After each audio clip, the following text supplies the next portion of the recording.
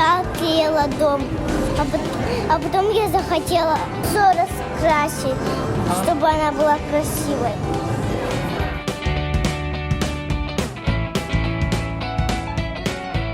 Меня зовут Михаил. Мы должны в последний день Масленицы покушать блины. Для нас делать какие-то благотворительные, интересные проекты не впервой. Мы уже 3 года сотрудничаем с первой поликлиникой и депутатом городской думы Левтиной Эверстой. Вяжем детям-инвалидам. Ежегодно дарим подарки семьям, где есть дети, которые нуждаются в паллиативной помощи. Проект Ярбоминга мы сделали благодаря идейному вдохновителю Лады Евсеевой. Она придумала утеплить нашего мамонта, собственно, символ Якутии. Вот он здесь, у меня тоже. Это, кстати, символ нашего клуба. Ян Бобик начал свое шествие по миру около 3-5 лет назад.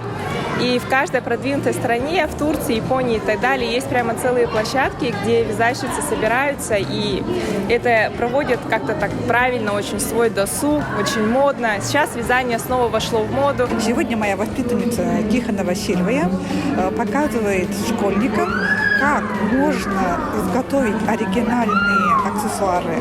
Это брелки, браслеты, кулоны, ожерелья из нестандартного сырья, как позвонки рыб.